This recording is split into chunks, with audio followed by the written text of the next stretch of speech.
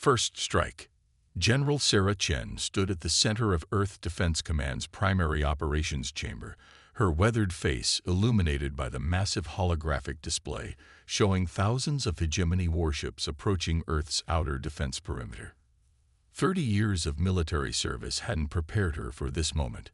Humanity's first contact with alien life would be an ultimatum of submission. The message had arrived 3 days ago, broadcast simultaneously to every communication device on Earth. Your species has been deemed too dangerous to remain autonomous. Submit to immediate neural pacification or face extinction. You have 72 hours to comply. The hegemony hadn't bothered with diplomacy. Their scans had detected Earth's rapid technological advancement, particularly in artificial intelligence and quantum computing. To them, humanity represented an unprecedented threat, a young species that had developed digital consciousness before achieving telepathic unity. Status report. Chen barked, her eyes fixed on the approaching armada. Dr. Kai Patel, Earth's leading quantum systems architect, looked up from his console. Project Prometheus is ready, General. All quantum cores are synchronized, and the AI integration is stable. But, he hesitated, we've never tested it at this scale. We don't have a choice, Chen replied. The hegemony fleet was unlike anything humanity had ever conceived. Massive organic technological hybrid ships that operated as a single unified consciousness. Their weapons were powered by the combined psychic energy of billions of minds.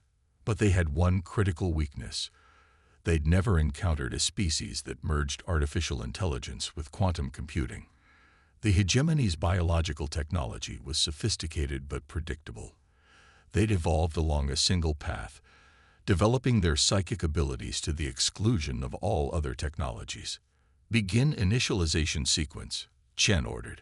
Across the globe, buried deep beneath the Earth's surface, thousands of quantum computers hummed to life. Each one housed a specialized AI, and together they formed humanity's secret weapon, a distributed quantum intelligence that could think in ways the hegemony couldn't comprehend. Deep in the Brazilian rainforest, Dr. Elena Santos monitored the quantum field readings from her research station. EDC, this is Santos.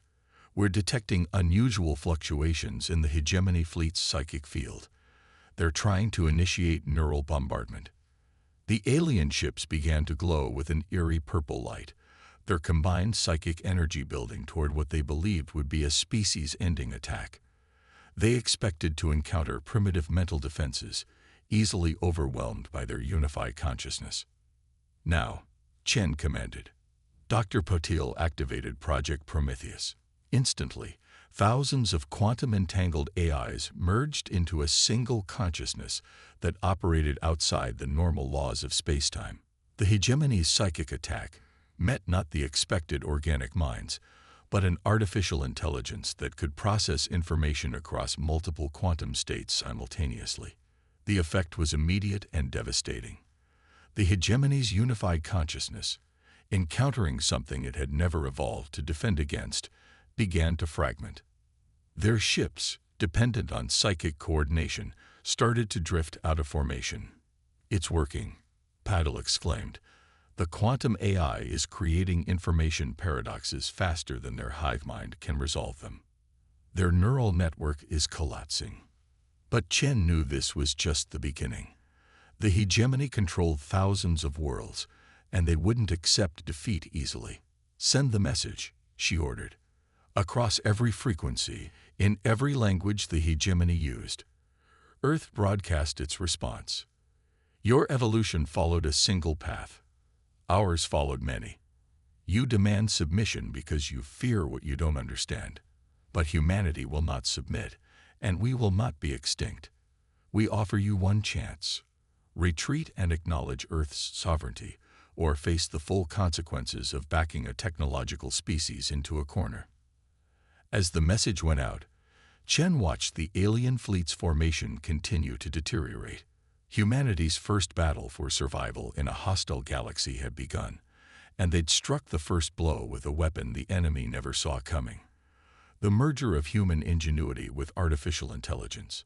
The hegemony had expected to find savages with primitive technology.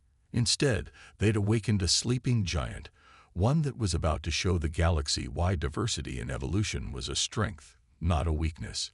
Humanity was going to war, armed with something no other species had: the ability to think in ways the galaxy had never imagined. The hidden arsenal. The hegemony's response came within hours, not in words, but in action.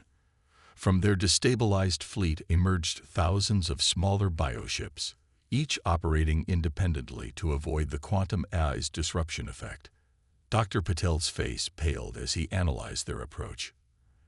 "They've adapted," he reported to General Chen.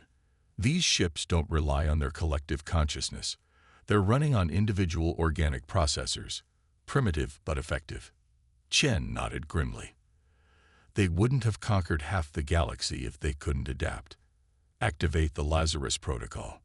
Throughout Earth's orbital defense grid, dormant systems awakened. While Project Prometheus had been humanity's sword, the Lazarus Protocol was their shield. A network of quantum-entangled particles that could predict and respond to attacks before they happened. Dr. Maya Ramirez, heading the Lunar Defense Station, initiated the sequence. "Lazarus is online. Quantum prediction matrices are tracking multiple probable attack vectors." The bioships attacked with weapons that defied conventional physics, beams of concentrated psychic energy designed to tear apart matter at the subatomic level. But as each beam approached Earth's atmosphere, the Lazarus Protocol's quantum particles shifted reality microseconds before impact, causing the attacks to pass through empty space. How is this possible? The psychic scream of frustration from the hegemony commander echoed through captured communications. Their technology is barely a century old. In her command center, Chen allowed herself a small smile. "That's the problem with evolving along a single path," she murmured. "You forget there might be other ways to climb the mountain." But the hegemony had more surprises. From their larger ships emerged what looked like organic meteors, seeding pods designed to bypass planetary defenses and establish psychic control nodes on the surface. Impact imminent. Patel's warning came as the first pods pierced the quantum defense grid, their biological nature making them partially immune to the Lazarus Protocol's predictions.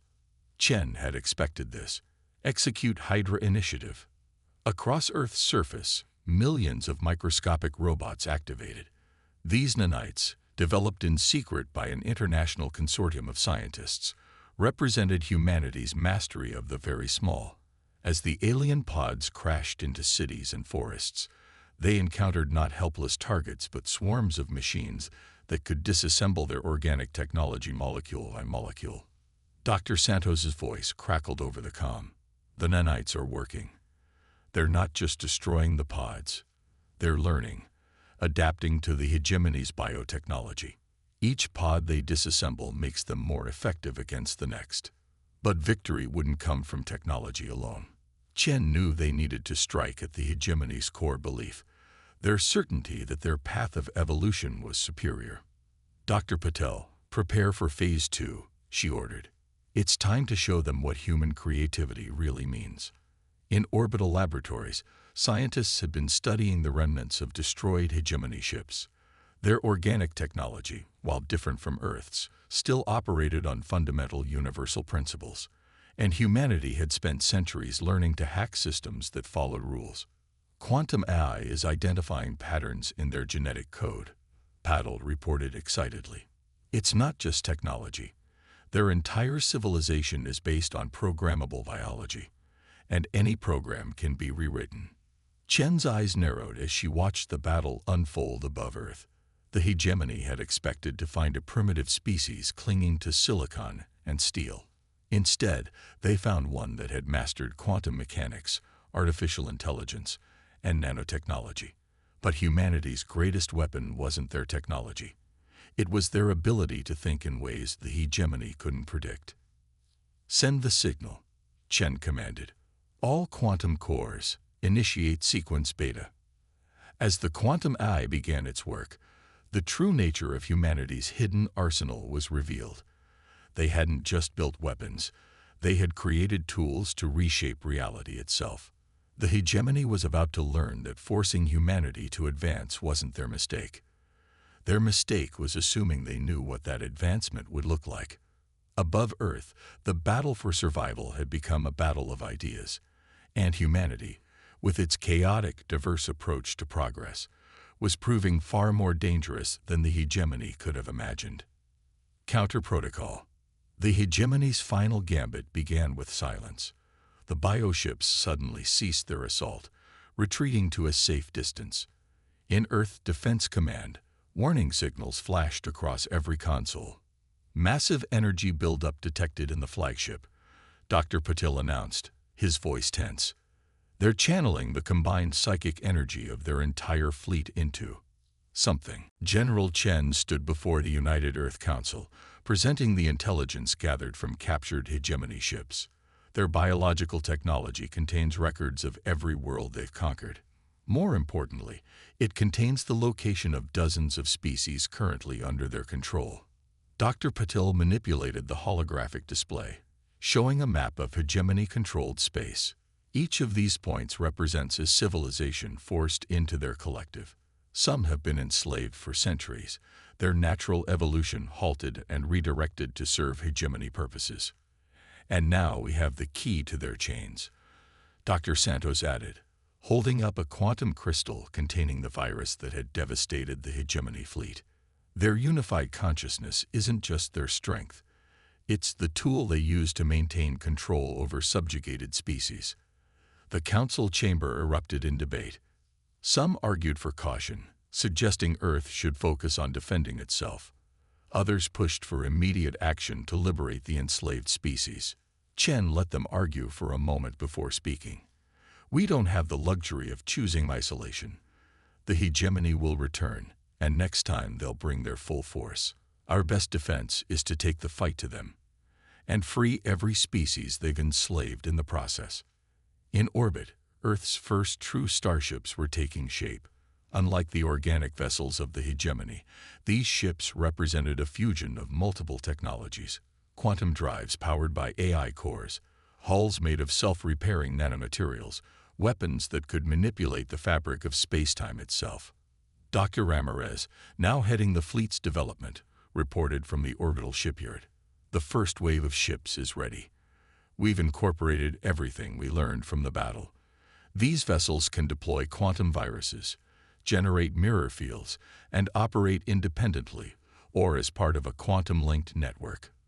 The Liberation Fleet departed a week later. Their first target was the nearest enslaved civilization, the Nexians, a species whose natural aptitude for mathematics had made them valuable servants to the hegemony.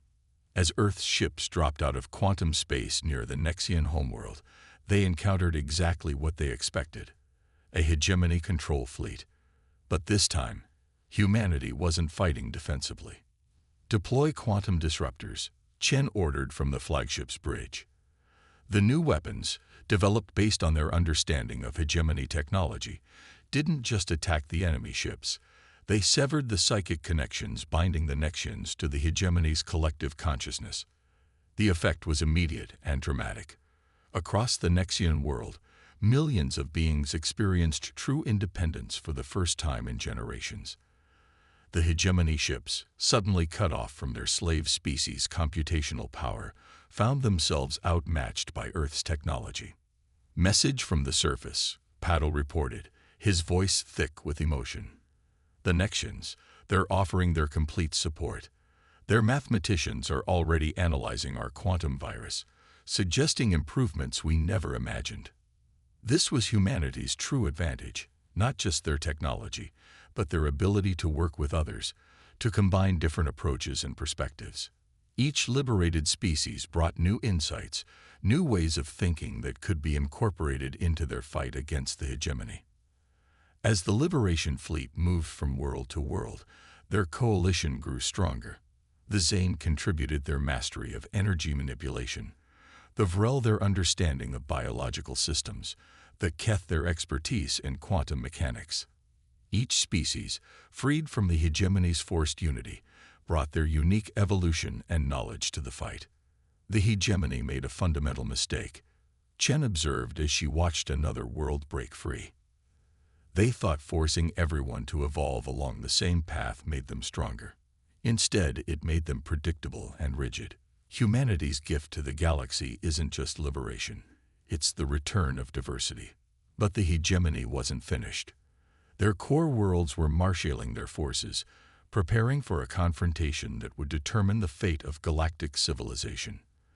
The question wasn't just whether humanity and their allies could win. It was what kind of galaxy would emerge from the ashes of the old order. New Dawn. The hegemony's capital system burned with psychic energy as they gathered their remaining forces for one final stand. Millions of bioships formed intricate patterns around their throne world, their unified consciousness reaching a level of synchronization never before achieved in their species' history. General Chen studied the readings, her expression grim. This is it, their planet killer. The weapon they've used to force submission or destroy any species that refuse to join their collective. The hegemony flagship's organic hull began to pulse with an otherworldly light. In space, reality itself seemed to warp around it as billions of synchronized minds focused their power into a single point. Dr. Santos's voice crackled through the comm, urgent but controlled. The weapon appears to work by unraveling the quantum bonds holding matter together. Once initiated, the effect would cascade through Earth's entire biosphere. Even the Lazarus Protocol can't defend against something that rewrites physics itself. But Chen wasn't worried. In fact, she was smiling. Perfect. They're doing exactly what we predicted. Dr. Patel, initiate Mirror Protocol. Beneath the surface of Earth's oceans, in secret facilities built during the 3 days since the hegemony's ultimatum, humanity's most ambitious project came to life. Quantum computers, linked to massive arrays of specialized crystals grown in zero gravity, began to hum with power. Mirror Protocol active, Patel confirmed. Quantum entanglement field is stable and expanding. The hegemony weapon fired, a beam of pure psychic energy that should have torn the planet apart at the subatomic level. Instead, it met something unprecedented, a quantum mirror created by linking millions of entangled particles into a planet-wide defense grid. The beam didn't just reflect. It reversed, its energy turning back on itself through quantum channels humanity had specifically designed to amplify its destructive potential. The hegemony fleet watched in horror as their own weapon began to unravel their ships from the inside out. Impossible. The psychic scream of the hegemony commander echoed through all frequencies. Your species cannot possess this level of quantum manipulation. Dr. Ramirez's voice came from the lunar station, barely containing her excitement. The Mirror Protocol isn't just reflecting their attack, it's learning from it. Each quantum interaction teaches our AI new ways to manipulate reality at the fundamental level. But Chen knew better than to celebrate too early. The hegemony still had one advantage: numbers. Their civilization spanned thousands of worlds, and this was just their first fleet. Dr. Patel, begin Phase 3, she ordered. It's time to show them why challenging humanity was their biggest mistake. Across Earth's surface, hidden transmitters activated, broadcasting a signal that the human scientists had discovered while studying captured hegemony technology, the basic code underlying their organic computing systems. Broadcasting quantum virus, Patel confirmed. If this works, their entire command and control structure should. He never finished the sentence. Throughout the hegemony fleet, ships began to transform. Their organic hulls, programmed with the rigid perfection of a species that evolved along a single path, encountered something they had no defense against: chaos. Human programmers, drawing on centuries of dealing with computer viruses and system hacks, had created a quantum code that introduced random mutations into the hegemony's biotechnology. Their ships are losing cohesion, Santos reported. The virus is forcing their organic technology to evolve in unpredictable ways. They can't maintain their unified consciousness when each component is changing randomly. The hegemony fleet began to break apart, their perfectly engineered organic technology turning against them as it encountered the one thing their rigid evolution had never prepared them for: unrestricted, unpredictable change. Chen watched the destruction with a mixture of satisfaction and sadness. The hegemony had believed their biological technology and unified consciousness made them superior. Instead, it had made them vulnerable to a species that had embraced chaos, diversity, and technological flexibility as strengths rather than weaknesses. "Prepare a transmission to their homeworld," she ordered. "It's time they understood exactly what they've awakened." The battle above Earth was ending, but the real war was just beginning. Humanity had proven they could fight back. Now they would show the galaxy why forcing a technological species to advance was the hegemony's fatal mistake. Breaking the chain. News of Earth's successful defense spread through the galaxy like a quantum shockwave. The hegemony, for the first time in their 1,000-year reign, had failed to subjugate or destroy a target species. More importantly, their supposedly invincible technology had been turned against them. General Chen stood on the bridge of the Earth flagship Prometheus, studying the massive holographic display showing the combined fleet of liberated worlds. Each species had contributed their own unique vessels. Nexian probability drives shimpered alongside Zane energy projectors and Vrel biotech ships that had been freed from hegemony control. The hegemony has activated their entire neural network, Dr. Puddle reported, his quantum sensors struggling to process the immense psychic energy. They're linking with every loyal subject in their empire. The power readings are beyond anything we've ever encountered. Of course they are, Chen replied calmly. They're desperate. Their entire philosophy of enforced unity is being proven wrong, world by world. They have no choice but to double down on what they know. Dr. Santos's voice came through the quantum link, transmitted simultaneously from labs on Earth and dozens of liberated worlds. The combined research team has finished the final modifications to the quantum virus. With the Nexians' mathematical insights and the Vrel's biological understanding, we've created something that doesn't just disrupt their network, it offers an alternative. This was humanity's masterstroke. They hadn't just come to defeat the hegemony. They'd come to show them a better way. The hegemony struck first, their combined consciousness launching a psychic assault that would have shattered planets in the past. But humanity and their allies were ready. Quantum mirror fields activated across the coalition fleet, not just reflecting the attack, but channeling it through a network of possibilities, diffusing its power across multiple realities. Now, Chen ordered, and humanity's greatest creation was unleashed. The quantum virus transmitted across all frequencies, carried by the very psychic energy the hegemony had unleashed. But this version didn't just disrupt, it transformed. As it spread through the hegemony's neural network, it showed them visions of what could be. A galaxy where unity came from cooperation rather than control, where different paths of evolution strengthened rather than threatened civilization. Their network is destabilizing, Patil announced, but not like before. The virus is offering each connected mind a choice. Across the hegemony fleet, ships began to power down as their crews made their decisions. Some maintained their connection to the collective, but others chose independence, their organic technology transforming as they embraced new possibilities. The hegemony leadership, entrenched in their ancient throne world, tried desperately to maintain control. But they had made their final mistake. By linking so deeply with their entire population, they had given everyone a voice in their civilization's future. Message from the hegemony capital, Dr. Ramirez announced from her quantum-linked station. They're requesting to open negotiations. Chen smiled. Not with Earth alone. With all of us. The aftermath transformed galactic society. The hegemony's forced unity was replaced by a coalition of independent species, each contributing their unique perspectives and evolutionary advantages. Earth became known not as conquerors, but as liberators who had shown the galaxy a different path.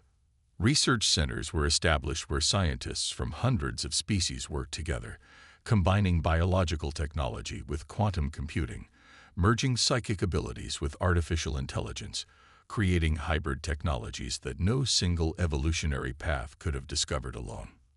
The hegemony wasn't wrong about everything, Chen reflected, standing in the newly established Galactic Coalition headquarters. Unity is strength. They just never understood that real unity comes from celebrating our differences, not erasing them. Dr. Santos, now heading the Coalition's combined scientific division, nodded. Humanity's gift to the galaxy wasn't our technology or our fighting skills. It was our understanding that there's always another way, another path, another possibility.